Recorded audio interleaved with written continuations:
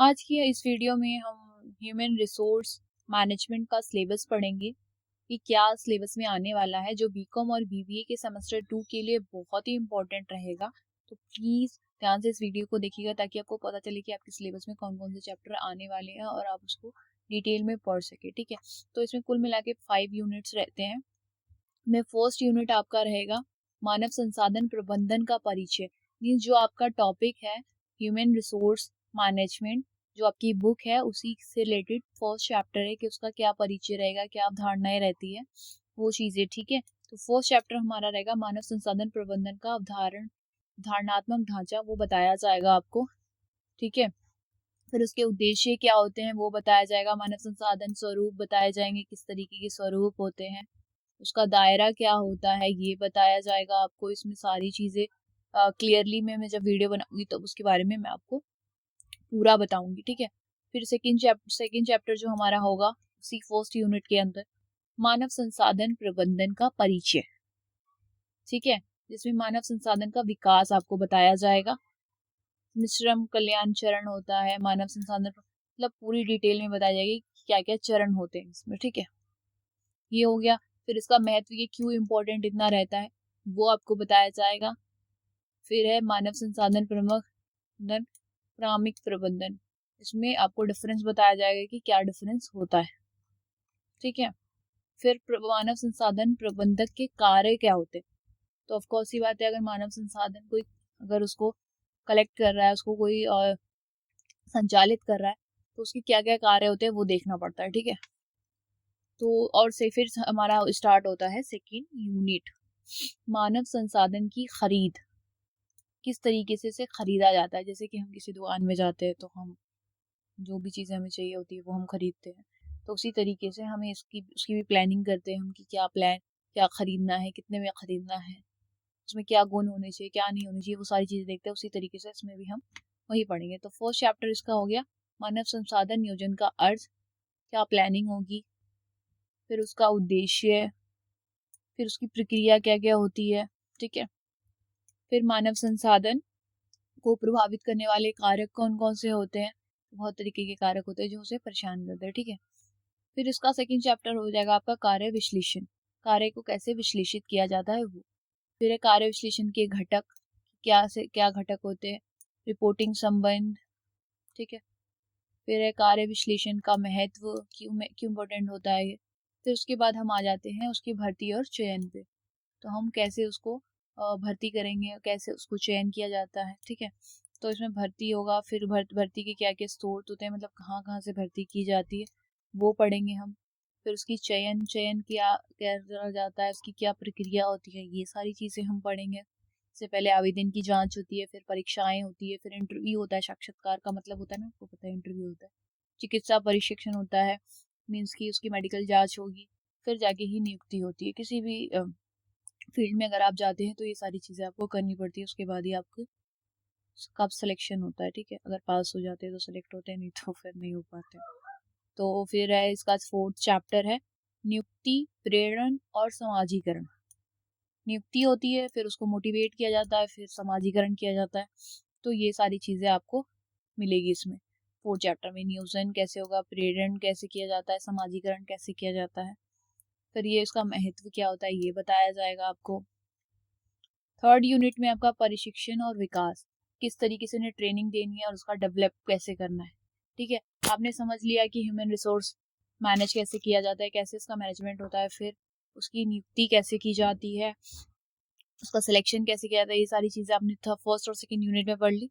अब third unit में ये होगा कि उसको ट्रेनिंग कैसे देना है और उसका इम्प्रूवमेंट कैसे करना है, क्योंकि समय समय पे हमें उसे इम्प्रूव भी करना पड़ता है ट्रेनिंग देके, क्योंकि टेक्निक्स बदलती रहती हैं, उस कंपनी के नियम और रेगुलेशन सारे बदलते रहते हैं। ठीक है, तो इसमें फर्स्ट चैप्टर ही आपका रहेगा प्रशिक्षण और विकास।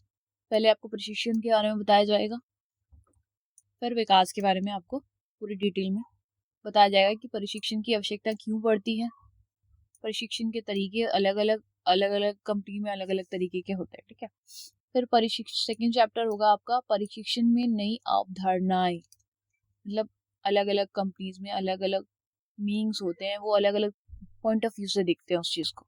कोई अलग तरीके से ट्रेनिंग देता है, कोई अलग तरीके से ट्रेनिंग देता है। ओके, तो हम इसमें पढ़ लेंगे। फिर उसका मूल्यांकन कैसे करना है वो कर लेंगे। तो ये कुल मिला के आपका थर्ड जो यूनिट है वो प्रशिक्षण और विकास पर ही है।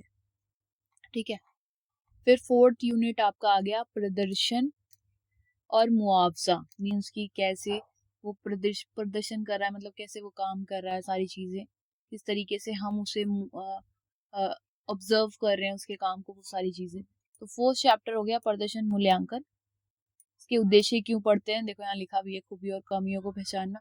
क्योंकि हमने किसी भी एम्प्लॉय को अगर नियुक्त करा है, सिलेक्ट किया है किसी चीज के लिए, तो हमें टाइम टू टाइम ये भी देखना पड़ेगा कि वो काम कर रहा है या नहीं कर रहा है, या क्या कमी है क्या नहीं कमी है। फिर उसके अनुसार हम उसकी पदोन्नति, मतलब कि उसको प्रमोशन देते हैं, उसको पुरस्कारों का आधार देते हैं। प्रदर्शन में सुधार करना, अगर कोई कमी है तो उसे हम बोलते हैं कि भाई आप अपने काम को इम्प्रूव कर लो। ठीक है, तो इसकी अलग अलग विधियां होती हैं। फिर प्रदर्शन मूल्यांकन में समस्याएं भी होती हैं। फिर पार्ट 2 है मुआवजा। ठीक है, मुआवजे के बारे में हम पढ़ेंगे। मुआवजे के घटक क्या होते हैं, मुआवजे क्यों इम्पोर्टेंट होते हैं, उसका उद्देश्य क्या होता है।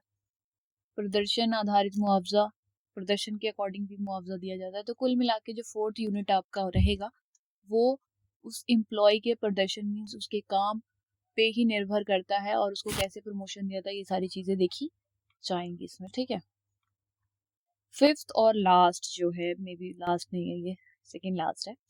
तो फिफ्थ जो हो गया आपका, ये किसी किसी में भी यूनिवर्सिटी में 5 यूनिट्स है, और सिक्स्थ यूनिट को भी फिफ्थ यूनिट में इंक्लूड कर दिया है, और किसी किसी यूनिवर्सिटी में फिफ्थ सिक्स्थ वाला जो यूनिट है उसको फिफ्थ से अलग कर दिया है, उसका एक अलग यूनिट बना दिया। ठीक है, तो सिक्स यूनिट कोई बड़ी बात नहीं है, बड़ी चीज़ नहीं है, थोड़ी सा टॉपिक है उसमें। तो फिफ्थ यूनिट जो है कर्मचारी रखरखाव और उभरते मुद्दे। कर्मचारी का रखरखाव कैसे किया जाता है उसके बारे में बताया गया है फोर्थ चैप्टर में। सेकेंड चैप्टर में आपको कर्मचारी शिकायत, HRIS और EHRM, इसके बारे में बताया गया है। कर्मचारी शिकायतें भी जरूरी होती है, शिकायत निवारण प्रक्रिया फिर की जाती है। अगर किसी कर्मचारी की कोई प्रॉब्लम है तो उसको सुना जाता है, फिर उसका निवारण भी किया जाता है। ठीक है, फिर HRI, इसके बारे में पढ़ेंगे हम। फिर है EHRM, उसके बारे में भी पढ़ेंगे हम। ये इलेक्ट्रॉनिक होता है, इंटरनेट के थ्रू होता है। फिर थर्ड है नियुक्ता कर्मचारी संबंध। मीन्स जिसने उसे नियुक्त किया है उसके और कर्मचारी के बीच में जो संबंध होना चाहिए उसके बारे में इसमें बताया गया है। इसका चौथा चैप्टर है औद्योगिक विवाद और तनाव मुक्त वातावरण। मतलब जो वहाँ का इन्वायरमेंट है उसके बारे में बताया गया कि जो काम के रिलेटेड इन्वायरमेंट होता है वो सही होना चाहिए। औद्योगिक विवाद है, सॉरी, विवाद, और इसके कारण, ठीक है, कारण है तनाव मुक्त वातावरण होना चाहिए। किसी भी कर्मचारी को किसी ऑफिस में काम करना तो तनाव मुक्त ही काम करेगा, अगर वो थोड़ा सा स्ट्रेस रहेगा तो वो काम नहीं कर पाएगा। ठीक है, तो फिफ्थ इसका चैप्टर है मानव संसाधन लेखा परीक्षा और प्रतिभा प्रबंध। ठीक है, तो ये हो गया मानव संसाधन लेखा परीक्षा और प्रतिभा प्रबंधन। ठीक है, तो इसमें मानव संसाधन की लेखा परीक्षा की जाती है, फिर प्रतिभा प्रबंधन किया जाता है, और उसका सिक्स चैप्टर है उभरते क्षितिज। ठीक है, इसके बारे में बताया जाएगा। तो सॉरी, इसमें ये छठा चैप्टर जो है वो इंक्लूड ही है। तो इसमें कुल मिला के जो है आपको 5 यूनिट ही है। तो जो 5 यूनिट है, फिफ्थ यूनिट वो आपके कर्मचारी के शिकायत वगैरह भी है और इन्वायरमेंट से रिलेटेड है। तो कुल मिला के इसमें आपको 5 यूनिट्स दिए हुए हैं। फर्स्ट यूनिट जो है आपका वो मीनिंग पे है कि ह्यूमन रिसोर्स होता क्या है। ठीक है, सेकेंड वाला जो है आपको बता देती हूँ ताकि आपको कंफ्यूजन ना हो सिलेबस में कुछ भी। एक सेकेंड, तो फर्स्ट जो यूनिट आपका मैंने बताया आपका ह्यूमन रिसोर्स के मीनिंग पे होता है। ठीक है, पूरा आपको बताया गया कि मानव संसाधन होता क्या है, उसके परिचय के बारे में, ताकि आपको कोई कंफ्यूजन ना हो। उसके बाद बताया गया है, उसके बाद सेकेंड यूनिट बताया कि उस मानव संसाधन को कहाँ से खरीदा जा सकता है। ठीक है, कहाँ से उसको लाया जा सकता है।